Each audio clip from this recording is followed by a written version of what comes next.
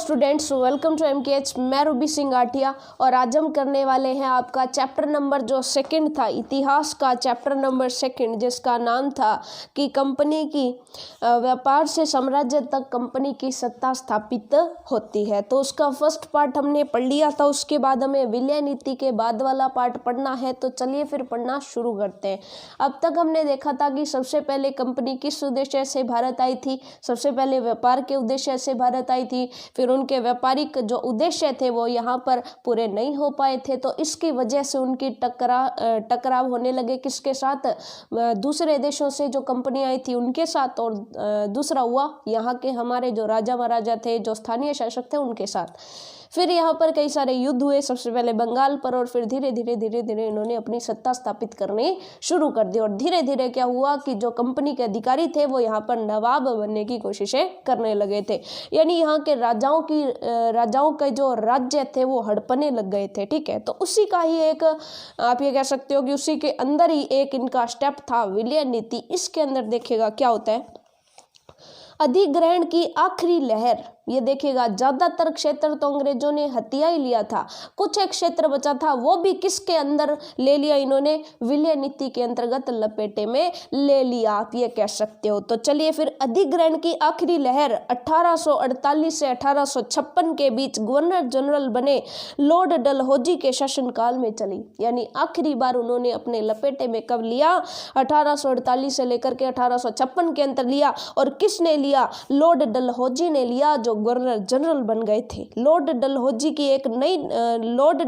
ने एक नई नीति अपनाई जिसे विलय नीति का नाम दिया गया।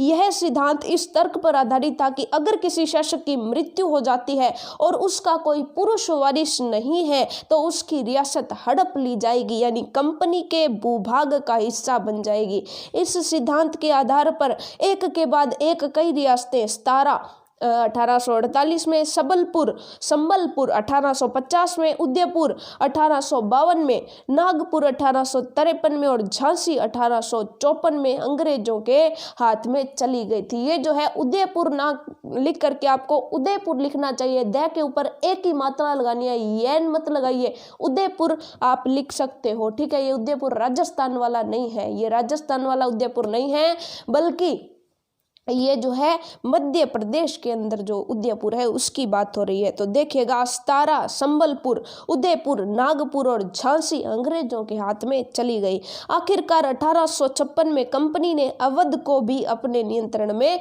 ले लिया। इस बार अंग्रेजों ने एक नया तर्क दिया। उन्होंने कहा कि वे अवध की जनता को नवाब के कुशासन से आजाद करवाने के लिए कर्तव्य से बंधे हुए हैं, इसलिए वे अवध पर कब्जा करने को मजबूर हैं। अब यहाँ पर बात आती है कि इन्होंने अवध पर कब्जा क्यों किया। अवध का तो खुद का राजा था, उनका ऐसे तो नहीं है कि कोई पुत्र वारिस था, नहीं, उनका वारिस था, लेकिन राजा भी थे। तो राजा जब थे तो फिर भी अवध को क्यों छीन लिया गया। तो अंग्रेजों ने क्या तर्क दिया कि अवध पर जो राजा है वो अच्छे से शासन नहीं कर पा रहे हैं, वो अपनी प्रजा का ख्याल नहीं रख पा रहे हैं, इसलिए जो है हमें उन्हें हटाना पड़ेगा।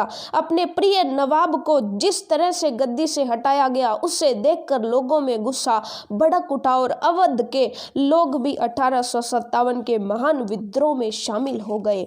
अब देखिएगा नए शासन की स्थापना किस तरीके से होती है। नए शासन की स्थापना, गवर्नर जनरल वॉरेन हेस्टिंग्स उन बहुत सारे महत्वपूर्ण व्यक्तियों में से था जिन्होंने कंपनी की ताकत फैलाने में अहम भूमिका अदा की थी। वॉरेन हेस्टिंग्स के समय तक आते आते कंपनी न केवल बंगाल बल्कि बंबई और मद्रास में भी सत्ता स्थापित कर चुकी थी। ब्रिटिश इलाके मोटे तौर पर प्रशासकीय इकाइयों में बंटे हुए थे जिन्हें प्रेसिडेंसी कहा जाता था। तो देखिएगा, ब्रिटिश इलाके अलग अलग प्रेसिडेंसियों के अंतर्गत आते थे। ठीक है, यानी उनको जो है उन पर राज करने के लिए पूरे भारत में 3 प्रेसिडेंसी बना दी गई थी कि वो 3 प्रेसिडेंसी अपना अपना अलग अलग इलाका जो है वह संभाला करती थी। उस समय 3 प्रेसिडेंसी थी, बंगाल, मद्रास और बंबई। हर एक का शासन गवर्नर के पास होता था और तीनों गवर्नरों के ऊपर गवर्नर जनरल होता था। वॉरेन हेस्टिंग्स ने कई प्रशासकीय सुधार किए। न्याय के क्षेत्र में उसके सुधार खास तौर से उल्लेखनीय है। उन्होंने न्याय के लिए बहुत अच्छा सुधार भारत के अंदर किया था। हालांकि वो क्या करना चाहते थे, वो वो अंग्रेजों के शासन को अच्छा बनाना चाहते थे और अंग्रेजों के शासन को अच्छा बनाने के तर्ज पर चलते हुए उन्होंने भारत के अंदर भी कई सारे अच्छे कार्य कर दिए। कौन से थे? वो थे न्याय के क्षेत्र में कार्य करना। इन्होंने देखिएगा 1772 में एक नई न्याय व्यवस्था स्थापित की गई। इस व्यवस्था में प्रावधान किया गया कि हर जिले में 2 अदालतें होंगी, पहली फौजदारी अदालत और दूसरी दीवानी अदालत। अब ये 2 अदालतें कौन सी होगी? देखिएगा, दीवानी अदालतों के मुखिया यूरोपीय जिला कलेक्टर होते थे। तो देखिएगा, दीवानी अदालतों के मुखिया कौन होते थे? जो जिला कलेक्टर होते थे यूरोप से आए होते थे। मौलवी और हिंदू पंडित उनके लिए भारतीय कानूनों की व्याख्या करते थे, यानी जो यूरोप से आए हैं उनको भारत के कानूनों के बारे में, रीति रिवाजों के बारे में बताएगा कौन? तो यहाँ पर उनके लिए जो है वो मौलवी और हिंदू पंडित उन्हें जो है बताते थे भारतीय कानूनों के बारे में। फौजदारी अदालतें अभी भी काजी और मुफ्ती के ही अंतर्गत थी, लेकिन वे भी कलेक्टर की निगरानी में ही काम करते थे। अब देखिएगा, काजी क्या होता है? तो काजी एक न्यायाधीश होता है। न्यायाधीश का मतलब क्या होता है? कि जो न्याय करवाता है। और मुफ्ती क्या होता है? मुफ्ती मुस्लिम समुदाय का एक न्यायविद होता है जो कानूनों की व्याख्या करता है। काजी इसी व्याख्या के आधार पर क्या करता है? फैसले सुनाता है। अब देखिएगा नेक्स्ट क्या है। एक बड़ी समस्या यह थी कि ब्राह्मण पंडित धर्मशास्त्र भी अलग अलग शाखाओं के हिसाब से स्थानीय कानूनों की अलग अलग व्याख्या कर देते थे। कि यहाँ पर प्रॉब्लम क्या रही थी कि अलग अलग जगह पर अलग अलग प्रकार के धर्मशास्त्र को अपनाया जाता था, तो अलग अलग धर्मशास्त्र के आधार पर अलग अलग जगहों के अलग अलग कानून बनते जा रहे थे।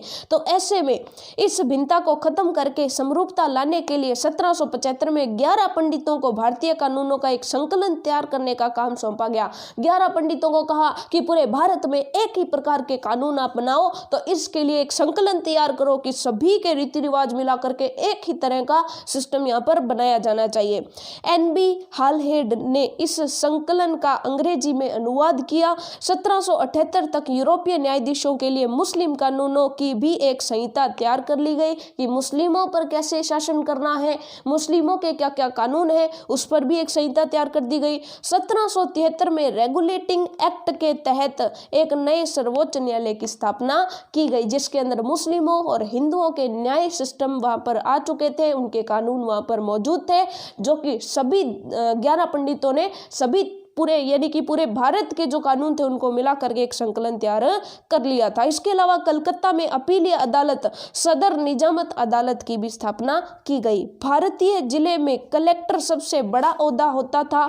जैसा कि नाम से ही पता है, उसका मुख्य काम लगान और कर इकट्ठा करना था। कलेक्टर का मतलब क्या होता है? कलेक्ट का मतलब क्या होता है? इकट्ठा करना, इकट्ठा होना या इकट्ठा। तो कलेक्टर का मतलब क्या होगा? जो इकट्ठा करता है। तो कलेक्टर का काम क्या था? इकट्ठा करना। क्या? टैक्स इकट्ठा करना तथा न्यायाधीशों, पुलिस अधिकारियों व दरोगा की सहायता से जिले में कानून व्यवस्था बनाए रखना होता था। उसका कार्यालय कलेक्ट्रेट कहलाता था। सत्ता और संरक्षण का नया केंद्र बन गया था, जिसने पुराने सत्ता केंद्रों को हाशिए में ढकेल दिया। अब देखिएगा नेक्स्ट हम पढ़ते हैं कंपनी की फौज।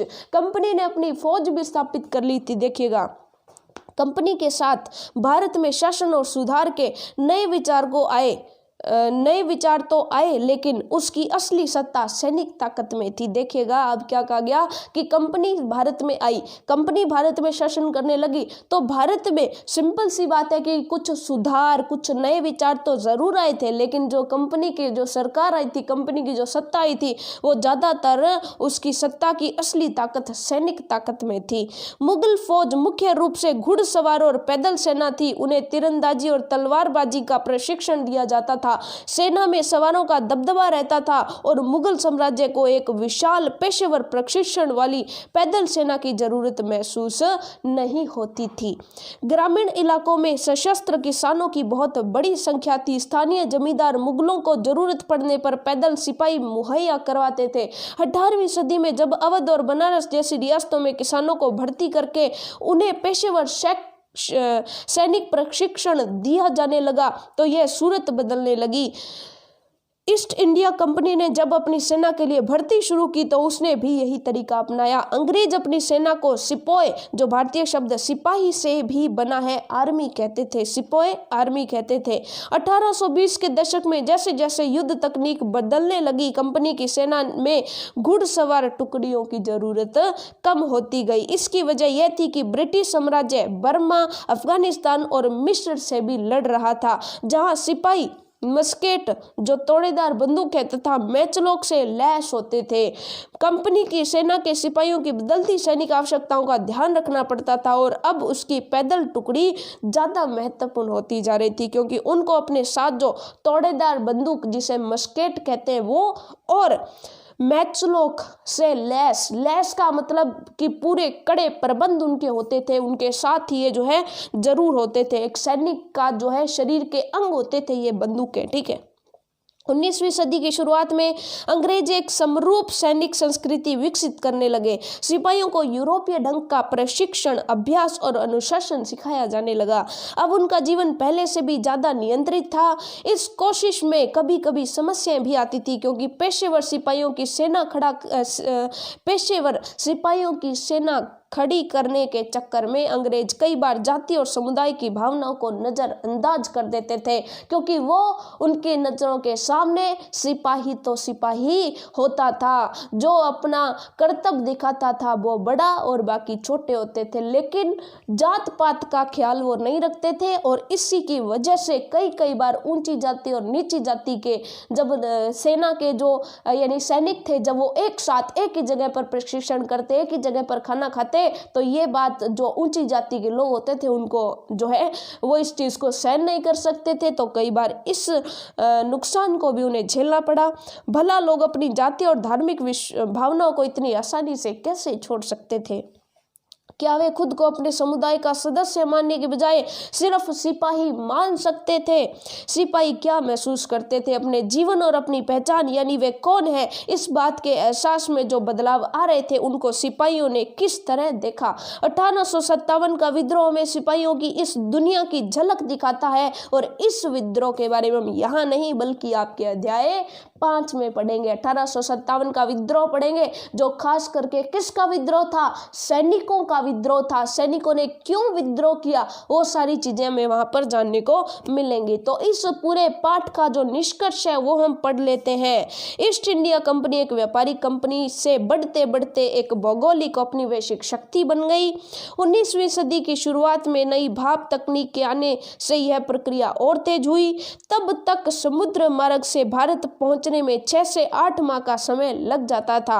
भाप से चलने वाले जहाजों ने यह यात्रा 3 हफ्तों में समेट दी। देखिएगा, पहले कितने जो है माह लग जाते थे, 6 से 8 महीने लग जाते थे, लेकिन भाप से चलने वाला जो इंजन उस समय जो जिसकी खोज हुई थी नई, उस इंजन की वजह से ये यात्रा 3 हफ्तों में पूरी हो जाती थी। इसके बाद तो ज़्यादा से ज़्यादा अंग्रेज और उनके परिवार भारत जैसे दूर देश में आने लगे। 1857 तक भारतीय उपमहाद्वीप के 63% भूभाग और 78% आबादी पर कंपनी का सीधा शासन स्थापित हो चुका था। देश के शेष भूभाग और आबादी पर कंपनी का अप्रत्यक्ष प्रभाव था, यानी अपने कठपुतली नवाबों के या अपने अधीन जो राजा थे उनके माध्यम से अधिकार था। इस प्रकार व्यवहारिक स्तर पर ईस्ट इंडिया कंपनी पूरे भारत को अपने नियंत्रण में ले चुकी थी। तो ये था आपका चैप्टर कंप्लीट हो गया है। अब इस चैप्टर के जो छोटे छोटे क्वेश्चन है वो हम आज की इस वीडियो में ही कर लेते हैं, और बाकी के जो बड़े क्वेश्चन होंगे वो हम हमारी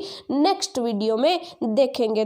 तो चलिएगा, अब देखिएगा, सबसे पहला प्रश्न क्या कहता है, निम्नलिखित के जोड़े बनाइए। तो हमें जोड़े बनाने हैं। देखिएगा, एक साइड में आपको कुछ नाम दिए गए और दूसरी साइड में आपको दिए गए, तो आपको मिलान करने। देखिएगा, सबसे पहले जो है वो है दीवानी। दीवानी का मतलब क्या होता था? देखिएगा, दीवानी का मतलब क्या होता था? तो दीवान का मतलब आप समझते हो कि देखिएगा, आपके सामने जो ऑप्शंस दिए गए हैं उनको देखिएगा।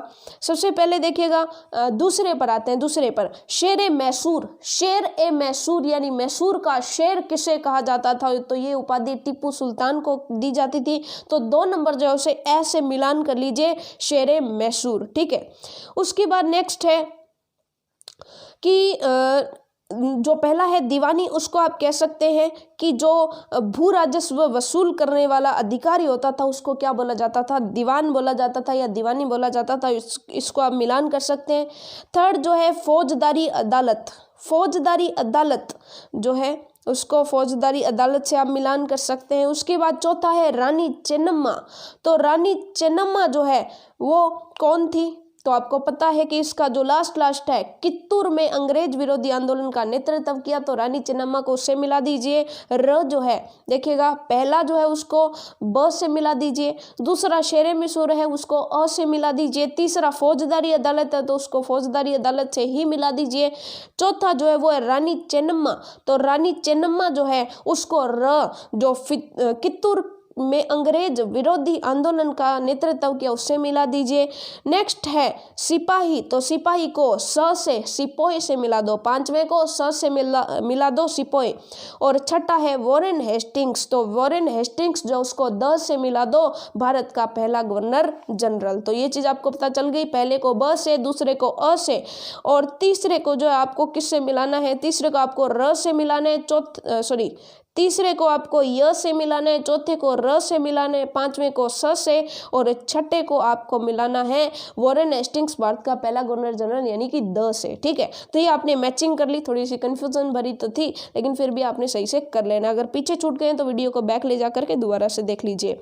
उसके बाद हम नेक्स्ट चलते हैं रिक्त स्थानों की पूर्ति। तो यहाँ पर क्वेश्चन क्या है कि बंगाल पर अंग्रेजों की जीत कौन सी जंग में हुई थी, डैश डैश तो लिखा हुआ है, तो आप कह देंगे कि प्लासी के युद्ध में हुई थी। बंगाल पर जीत कब हुई थी, प्लासी के युद्ध में हुई थी। तो यहाँ पर जो रिक्त स्थान है वहां पर प्लासी लिख लीजिए। दूसरा है हैदर अली और टीपू सुल्तान कहाँ के शासक थे, बीच में डैश है तो आप कह देंगे मैसूर के शासक थे। नेक्स्ट है डलहौजी ने, अब डलहौजी ने कौन सा सिद्धांत अपनाया था, तो आप कह देंगे विलय नीति का जो सिद्धांत है वो अपनाया था, तो ब्रैकेट में विलय नीति लिख देंगे। उसके बाद घ है मराठा रियासतें मुख्य रूप से भारत के डैश भाग में स्थित थी, तो दक्षिणी पश्चिमी आप लिख लेंगे। ठीक है, अब जो थर्ड है वो है सही गलत बताएं। तो पहला है मुगल साम्राज्य 18वीं शताब्दी में मजबूत होता गया, तो ऐसा था क्या, मुगल साम्राज्य 18वीं शताब्दी में मजबूत नहीं हो रहा था, क्योंकि औरंगजेब के बाद के दो अधिकारी जो थे वो मजबूत नहीं थे, बल्कि वो तो क्या थे, वो क्षीण थे यानी अच्छे नहीं थे। ठीक है, तो आप कह देंगे कि वो जो है वो मजबूत होता नहीं गया था, तो आप क्या कह देंगे कि क जो है वो असत्य है। दूसरा देखिएगा असत्य लिख दो या गलत लिख दो, एक ही बात है।